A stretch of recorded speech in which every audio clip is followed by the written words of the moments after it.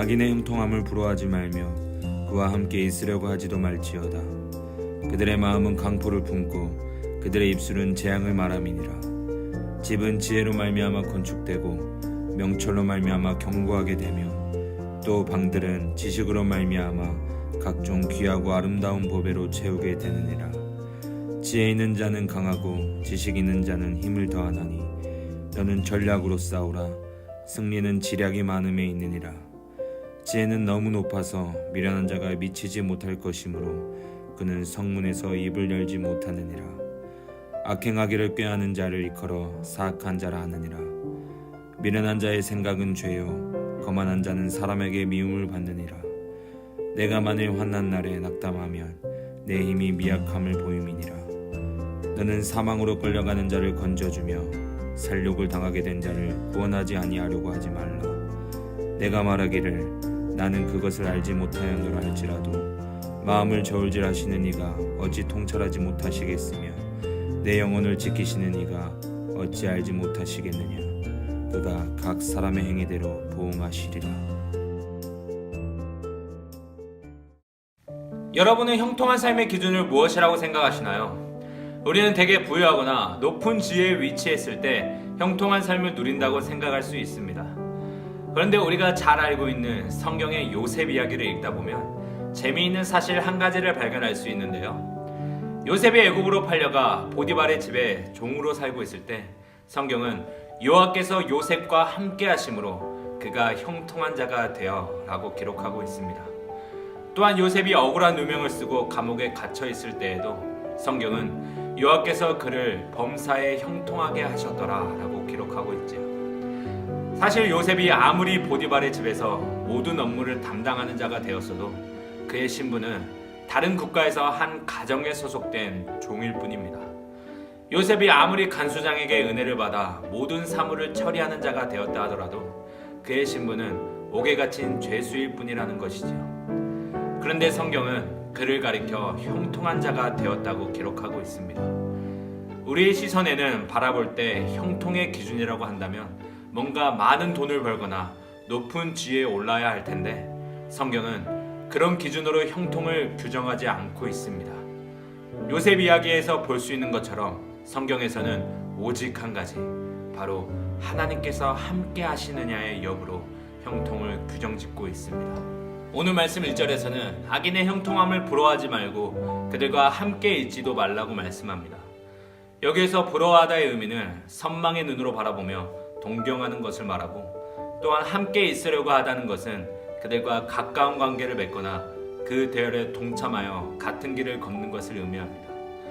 그렇다면 오늘 잠언은 왜 악인의 형통함에 대해 선망의 눈으로 바라보지 않고 동경하지도 말고 그들과 가까운 관계를 맺지도 않고 그 대열에 동참하지도 말라고 이야기하는 것일까요? 사실 우리가 생각해보면 이 땅에서 악인이 형통하게 되는 이유는 명확합니다. 지금 공중의 권세 잡은 자들이 다 악한 영들이기 때문인데요. 이미 예수님께서는 악한 것들을 멸하시고 승리하셨습니다. 그래서 그들의 마지막은 이미 멸망으로 결정되어 있지요. 하지만 여전히 악한 세력들이 남아있고 예수님께서 다시 오시기 전까지 그들이 일시적으로 공중의 권세를 잡고 있기에 우리가 보기에는 악인들이 형통함을 누리고 있는 것처럼 보이는 경우가 있습니다. 그러다 보니 우리가 이 땅을 살아가면서 악인의 형통함으로 인해 넘어질 뻔하기도 하고 미끄러질 뻔하기도 하는 것이지요. 하지만 우리는 오늘 2절 말씀처럼 그들의 입술에서 나오는 것은 재앙에 불과하다는 사실을 분명히 알아야 합니다.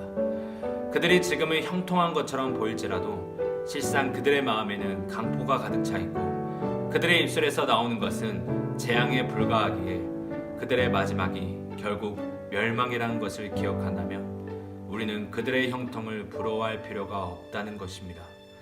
시편 73편 17절을 통해 시편 기자도 악인의 형통함으로 인해 그렇게 넘어질 뻔하다가 하나님과 친밀하게 교제하게 되었더니 결국 그들의 나중이 파멸에 불과하다는 것을 고백하고 있습니다. 지금은 비록 힘들고 어려운 나날의 연속이지만 내가 지금 하나님과 함께 하다 보니 결국 그것이 영원한 생명을 보장해주는 진정한 형통이라는 것을 깨닫게 되었다는 것이지요. 또한 오늘 잠언은 우리에게 형통이 무엇인지에 대해 알려주고 악인을 부러워하지 말라고 이야기하면서 동시에 악인이 넘어질 때 우리 그리스도인들이 취해야 할 자세와 지혜에 대해 알려주고 있습니다. 사실 우리가 길을 지나다가 어려움을 만나거나 위험에 처하게 된 사람을 보고 그냥 지나치는 사람은 결코 없을 겁니다. 직접 도와주기가 어렵다면 최소한 전화를 통해 주변에 도움을 요청하게 될 텐데요. 그런 의미로 11절에서 사망으로 끌려가는 자나 살육을 당하게 된 자는 현실적인 어려움을 만난 자들이 아닌 영적인 눈이 어두워 잘못된 선택을 하고 멸망을 향해 가는 자들입니다. 사실 우리는 이 땅을 살아가면서 주변에 하나님을 알지 못해 자기 마음대로 사는 사람들을 많이 만나게 됩니다. 그런데 사실 생각해보면 그런 사람을 보고 무관심하게 넘어가는 경우가 많습니다. 심지어 복음을 전하라는 마음을 주셨음에도 불구하고 그냥 모르는 척하고 넘어갈 때가 많지요. 그런 우리의 모습을 보고 오늘 잠언은 그들을 모르는 척하지 말라고 말씀하면서 이어지는 12절의 말씀을 통해 하나님께서 우리에게 감동을 주셨음에도 불구하고 그냥 모르는 척하고 넘어가는 인생에 대해서는 보응하시겠다고까지 말씀하시지요. 하나님께서는 이처럼 모든 사람이 구원에 이르기를 원하시는 분이십니다. 물론 하나님께서는 이 일을 이루시기 위해 직접 나타나셔서 모든 사람들이 하나님을 믿게 하실 수도 있습니다. 하지만 하나님께서는 사람을 통해 일하기를 원하시는 분이시며 바로 지금 이 자리에 있는 우리를 통해 일하기를 원하십니다. 그렇게 우리가 먼저 된 자라면 우리 주변에서 악인의 형통함을 보이는 사람들이라 해도 하나님을 알지 못한 채 살고 있는 그들을 못 본 차 하며 넘어가는 것이 아닌 긍휼한 마음을 가지고 복음을 전해야 합니다. 물론 우리가 복음을 전한다 할지라도 그들이 믿기란 참 어려울 수도 있습니다. 하지만 우리가 할 수 있는 것은 사도 바울이 그랬던 것처럼 심고 물을 주는 일입니다. 자라게 하시는 분은 오직 하나님이시지만 자라는 것에 있어 우리는 복음의 씨앗을 뿌리고 물을 주는 일까지 최선을 다해야 하는 사명이 있음을 기억하시길 바랍니다.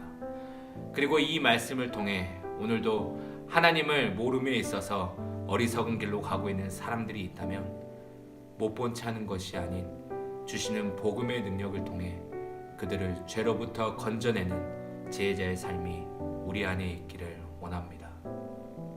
잠언은 오늘 우리에게 세상의 기준으로 형통한 것처럼 보이는 악인의 형통을 부러워하지 말 것을 이야기합니다. 진짜 형통이라는 것은 단순히 이 땅에서 잘 사는 것이 아닌 바로 하나님과 함께할 때 이루어지는 것이기에 그러므로 그들을 부러워하기보다는 하나님과 함께하는 것에 더욱 힘을 쏟을 것을 당부하고 있습니다.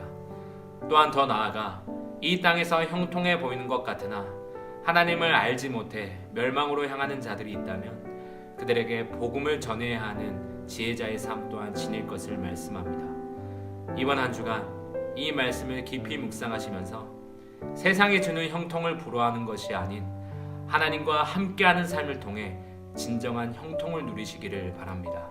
그리고 그러한 형통한 삶으로서 그리스도의 복음을 심고 증거하는 지혜자의 삶이 오늘을 살아가는 저와 여러분에게 있기를 간절히 소망합니다. 사랑의 하나님 아버지 감사합니다. 오늘도 우리에게 허락하신 지혜의 말씀을 통해 한 주간 승리하게 하여 주시옵소서. 하나님, 세상의 형통함을 부러워하는 것이 아닌 하나님과 함께하는 것으로부터 오는 영원한 형통함을 누리게 하여 주시옵소서. 하나님의 형통함을 누리는 자로서 언제나 그리스도의 복음을 이 땅에 전파하는 자가 되게 하여 주시옵소서. 그리하여 오직 복음의 능력을 통해 영혼들이 다시 생명의 길로 돌아오는 회복의 역사가 이 땅 가운데 임하게 하여 주시옵소서. 감사합니다. 예수님의 이름으로 기도드리옵나이다.